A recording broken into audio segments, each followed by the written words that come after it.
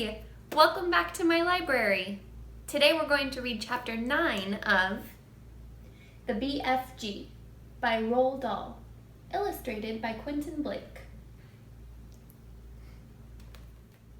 Chapter 9, The Blood Bottler.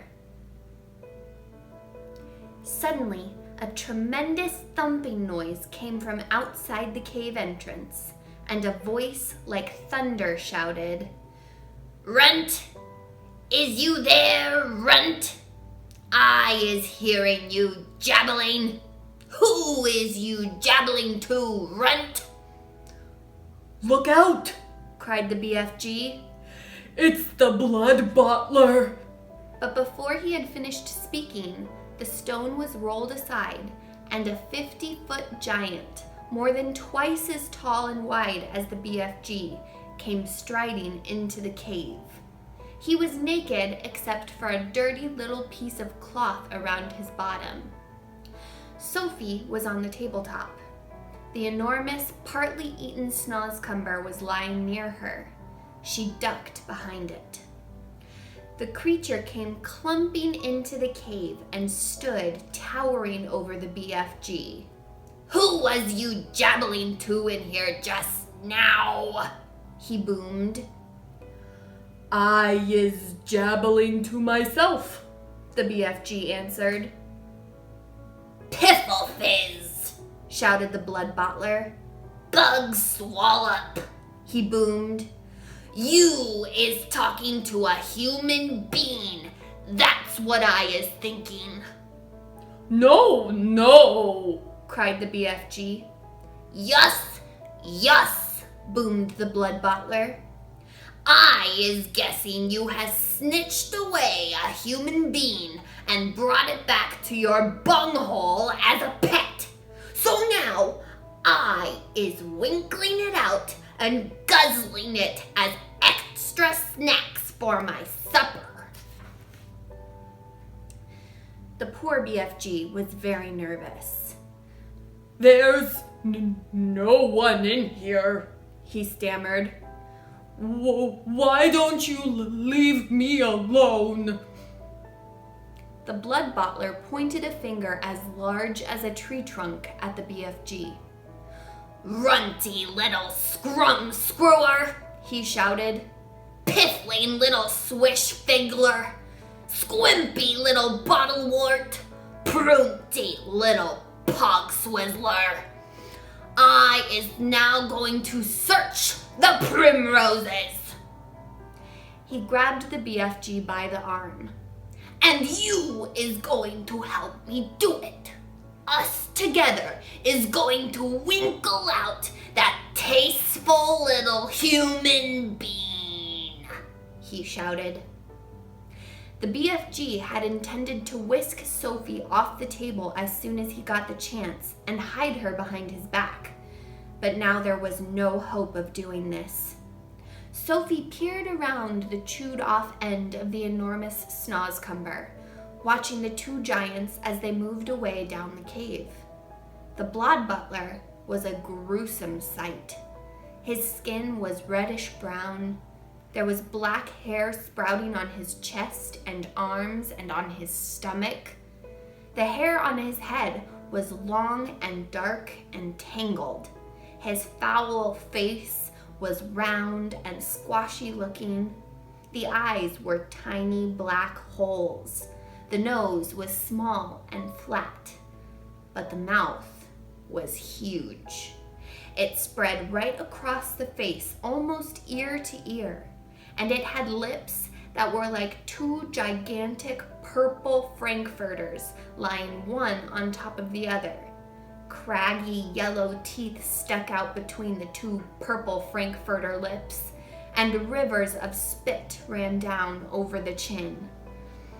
It was not in the least difficult to believe that this ghastly brute ate men, women, and children every night. The Blood Bottler, still holding the BFG by the arm, was examining the rows and rows of bottles. "You and your pibbling bottles," he shouted. "What is you putting in them?" "Nothing that would interest you," the BFG answered. You is only interested in guzzling human beings. And you is dotty as a dog swaggler, cried the blood bottler. Soon, the blood bottler would be coming back, Sophie told herself, and he was bound to search the tabletop. But she couldn't possibly jump off the table. It was 12 feet high. She'd break a leg. The snozzcumber, although it was as thick as a perambulator, was not going to hide her if the blood bottler picked it up. She examined the chewed off end. It had large seeds in the middle, each one as big as a melon. They were embedded in soft, slimy stuff. Taking care to stay out of sight, Sophie reached forward and scooped away half a dozen of these seeds. This left a hole in the middle of the snozzcumber, large enough for her to crouch in, so long as she rolled herself up into a ball. She crawled into it. It was a wet and slimy hiding place. But what did that matter if it was going to save her from being eaten? The blood bottler and the BFG were coming back towards the table now. The BFG was nearly fainting with fear. Any moment, he was telling himself, Sophie would be discovered and eaten. Suddenly, the blood bottler grabbed the half-eaten snozzcumber. The BFG stared at the bare table. Sophie, where is you? He thought desperately. You cannot possibly be jumping off that high table. So where is you hiding, Sophie? So this is the filthy, rotsome glubbage you is eating, boomed the blood bottler, holding up the partly eaten snozzcumber. You must be cockles to be guzzling such rub squash. For a moment, the blood bottler seemed to have forgotten about his search for Sophie. The BFG decided to lead him further off the track. That is the scrumdiddlyumptious snozzcumber, he said. I is guzzling it gleefully every night and day. Is you never trying a snozzcumber, blood bottler? Human beings is juicier, the blood bottler said. You is talking rummy tot, the BFG said, growing braver by the second.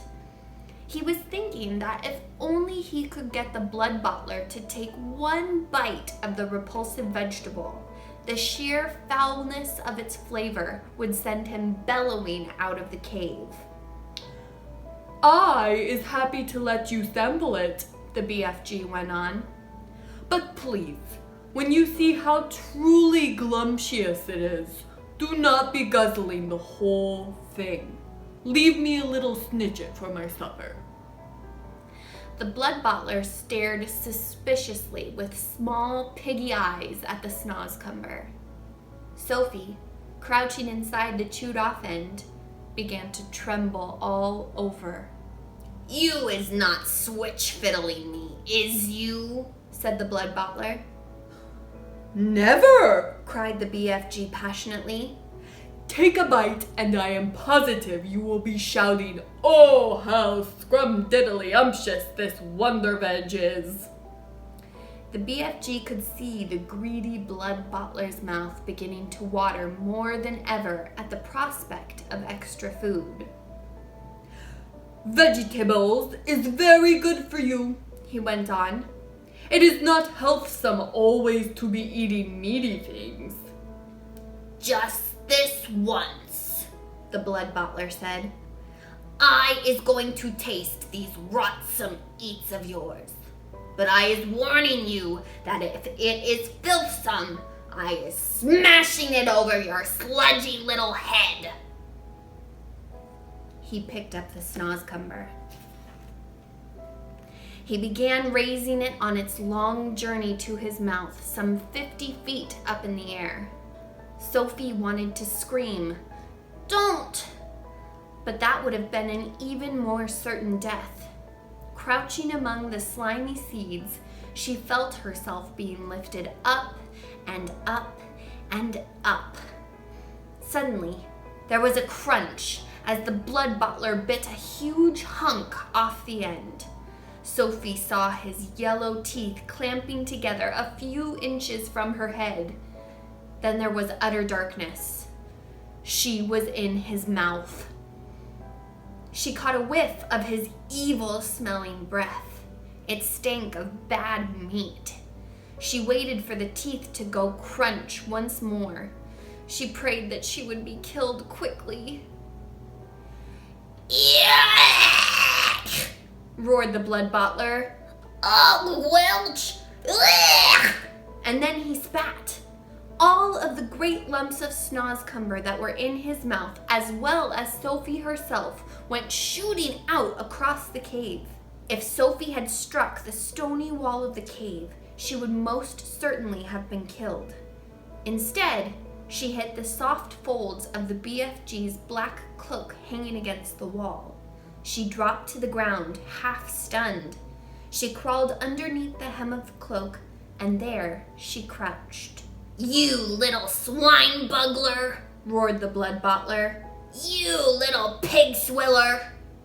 He rushed at the BFG and smashed what was left of the snozzcumber over his head.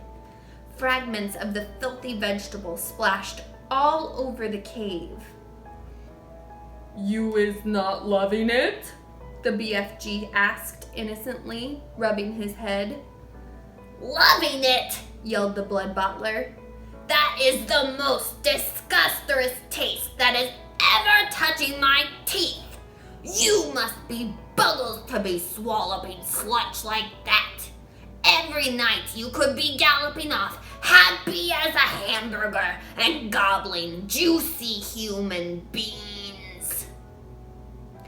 Eating human beings is wrong and evil, The BFG said. It is guzzly and glumptious, Shouted the blood butler. and tonight I is galloping off to Chile to swabble a few human chili beans. Is you wishing to know why I is choosing Chile? I is not wishing to know anything. The BFG said, very dignified. I is choosing Chile The blood butler said. because I is fed up with the taste of Eskimos. It is important I has plenty of cold eats in this scuttling hot weather. And the next coldest thing to an Eskimo is a chili bean. Human beans from Chile is very chilly. Horrible, The BFG said. you ought to be ashamed. Other giants is all saying they is wanting to gallop off to England tonight to guzzle school chidlers, The blood butler said. I is very fond indeed of English school chidlers. They has a nice inky booky flavor. Perhaps I will change my mind and go to England with them.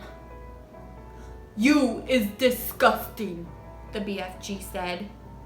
And you is an insult to the giant peoples. Shouted the blood butler. You is not fit to be a giant.